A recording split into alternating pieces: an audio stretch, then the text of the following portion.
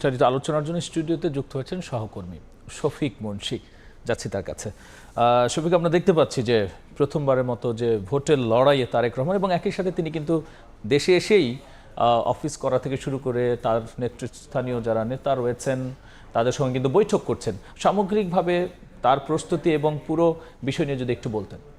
রাব্বে, গত 25শে ডিসেম্বর প্রায় দীর্ঘ 17 বছরের যে নির্বাসন সেটি শেষে তিনি দেশে এসছেন এবং এসেই কিন্তু তিনি রাজনীতির মাঠে তার নিজস্ব কার্যাবলী দ্বারা দেশের মানুষের গ্রহণযোগ্যতা এবং একই সাথে দৃষ্টি আকর্ষণ করতে সক্ষম হয়েছেন।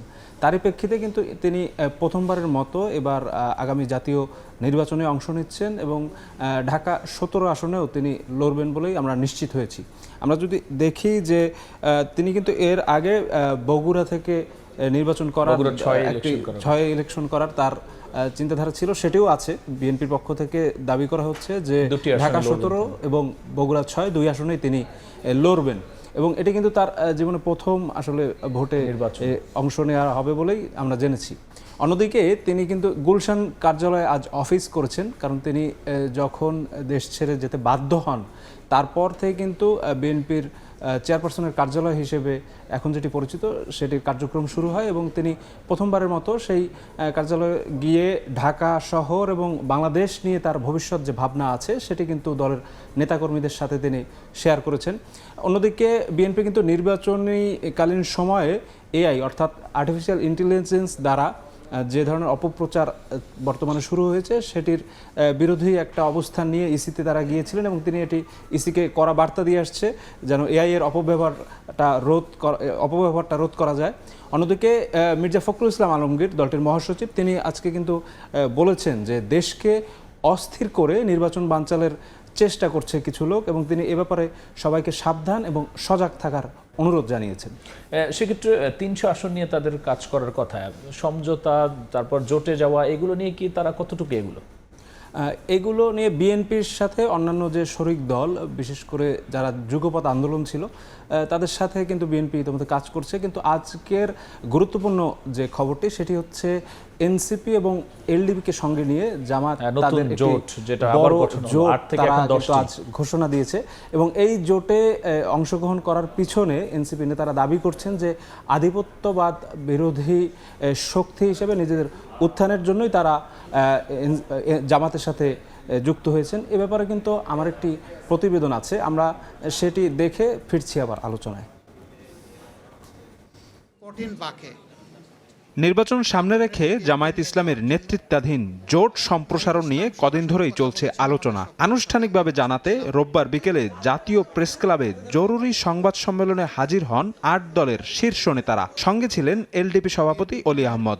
নেতৃত্বে এলডিপি জল্পনা কল্পনার সমাপ্তি টেনে এনসিপি ও এলডিপিকে নিয়ে 10 দলীয় নির্বাচনী জোটের ঘোষণা দেন জামায়াত আমির। জানান আসন সমঝোতার ভিত্তিতে 300 আসনেই নির্বাচনে অংশ নেবেন জোটের একক প্রার্থীরা। তবে কোন দল কতটি আসন পাচ্ছে তা এখনো চূড়ান্ত হয়নি। 8টি দল একসাথে আমরা কাজ করে আসছিলাম, তার সাথে আজকে আরো 2টি দল আমাদের সাথে সম্পৃক্ত হয়েছেন, এলডিপি এবং এনসিপি। আমাদের আসন সমঝোতা অলমোস্ট কমপ্লিট। নির্বাচনের তারিখের হেরফের চান না জানিয়ে ডাক্তার শফিকুর রহমান বলেন, অতীতের মতো ভোটাধিকার হরণের চেষ্টা হলে সহ্য করা হবে না। পাশাপাশি লেভেল প্লেইং ফিল্ড নিশ্চিত করার তাগিদ দেন তিনি। এই নির্বাচনকে সুষ্ঠু করতে, গ্রহণযোগ্য করতে আমাদের পক্ষ থেকে আমরা সর্বাত্মক সহযোগিতা করব এবং আমরা চাই নির্বাচনের যে তারিখ ঘোষণা হয়েছে তার কোনো হেরফের না হয়ে এই তারিখেই নির্বাচনটা অনুষ্ঠিত হোক। আমরা আশা করছি সরকার একটা সুষ্ঠু নির্বাচনের জন্য তাদের যে করণীয়, নির্বাচন কমিশন এবং সরকার সেই দায়িত্ব তারা পালন করবেন। এদিকে রাতে বাংলা মোটরে দলের কার্যালয়ে সংবাদ সম্মেলনে এনসিপি আহ্বায়ক নাহিদ ইসলাম বলেন, আধিপত্যবাদী শক্তি থেকে বাঁচতে জামায়াতের সঙ্গে জোট করেছে এনসিপি। জামায়াত প্রশ্নে ভিন্ন মত জানিয়ে কিছু পদত্যাগ তাদের ব্যক্তিগত সিদ্ধান্ত বলেও জানান নাহিদ। আধিপত্যবাদী কোনো শক্তি আমাদের এই গণঅভ্যুত্থান পরবর্তী অগ্রযাত্রাকে ঠেকাতে না পারে, সেজন্য আমাদের বৃহত্তর ঐক্য প্রয়োজন। সেই তাগিদ থেকেই জাতীয় নাগরিক পার্টি এনসিপি এবং এই সমমনা 8 দলের সাথে আমরা একত্রে নির্বাচনে অংশগ্রহণ করব বলে আমরা সিদ্ধান্ত নিয়েছি।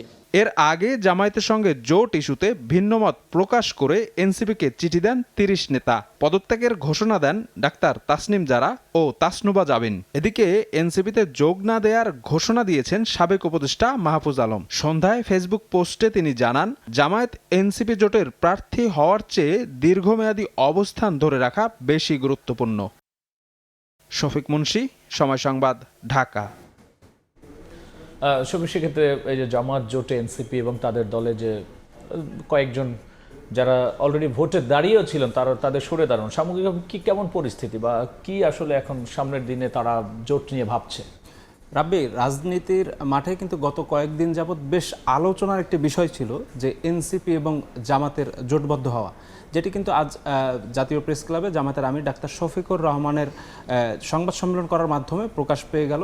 এবং তিনি যে বিষয়টি দাবি করছেন যে 5 দফা দাবিতে কিন্তু এর আগে 8টি দল ঐক্যবদ্ধভাবে তারা আন্দোলন করেছে এবং তারা একই সাথে নির্বাচনে যাওয়ার প্রস্তুতির মধ্যেও ছিল। এর মধ্যে সর্বশেষ এনসিপি এবং এলডিপি তারা কিন্তু যুক্ত হয়েছে এই জোটে। আমরা যদি একটি দেখি যে ডাক্তার শফিকুর রহমান আজ এই 10 দলীয় জোট ঘোষণাকালে একটি কথা বলেছেন। তিনি বলেছেন যে অতীতের মতো ভোটাধিকার হরণের চেষ্টা হলে তিনি সহ্য করবেন না এবং সেক্ষেত্রে কিন্তু এই 10 দলের শরিকদেরকে নিয়ে তিনি আন্দোলন করবেন এমনটাই জানিয়েছেন। এবং তিনি যে বিষয়টি উল্লেখ করেছেন যে আগামী জাতীয় নির্বাচন যেন সুষ্ঠু এবং নিরপেক্ষ হয় সে ব্যাপারে কিন্তু ইসি এবং বর্তমান সরকারকে কাজ করতে হবে। অন্যদিকে এই জোটে এনসিপি আসার পিছনে কি কারণ সে ব্যাপারটি কিন্তু আজ রাতে সংবাদ সম্মেলনে জানিয়েছে এনসিপি আহ্বায়ক। তিনি যে বিষয়টি বলেছেন যে আধিপত্যবাদী শক্তি কিন্তু এখনও বাংলাদেশে বিদ্যমান এবং এই শক্তি থেকে দেশ এবং দেশের মানুষকে বাঁচাতে একটি বৃহত্তর ঐক্যের প্রয়োজন ছিল। সেই ঐক্যের স্বার্থেই কিন্তু তারা এই 8 দলীয় যে জোট তাদের সাথে একীভূত হয়েছেন। এবং একীভূত হওয়ার পিছনে আরেকটি যে বিষয় যে বলেছেন যে ঐক্যমত্য কমিশনের সংস্কারের যে প্রশ্নগুলো ছিল সেই সংস্কার প্রশ্নে কিন্তু জামাত এবং এনসিপি কাছাকাছি ছিল। অন্যদিকে কিন্তু এনসিপি যেন জামায়াতে যোগ না দেয় এ ব্যাপারে কিন্তু দলটির অনেক নেতা এবং বিশেষ করে গণঅভ্যুত্থানের সাথে জড়িত সাবেক অনেক উপদেষ্টারাও কথা বলেছিলেন। সেক্ষেত্রে দল থেকে তাদের জন্য কোনো বার্তা বা কিছু কি দেওয়া হয়েছে? দল থেকে তাদের জন্য কোনো আলাদা বার্তা দেওয়া হয়নি, তবে তাদের এই অবস্থানকে একান্তই ব্যক্তিগত বলে উল্লেখ করেছে এনসিপি আহ্বায়ক নাহিদ ইসলাম। তবে তাদের পদত্যাগপত্র কি গ্রহণ করেছে?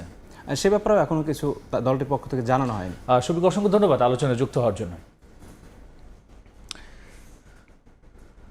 নির্বাচনে বড় দলগুলোর প্রস্তুতি, এনসিপি জামাত জোট, বিএনপির অবস্থান এবং তারেক রহমানের প্রথমবারের মতো চেয়ারপারসনের অফিস এসবের বিস্তারিত নিয়ে আলোচনার জন্য স্টুডিওতে যুক্ত হয়েছিলেন সহকর্মী শফিক মুন্সি।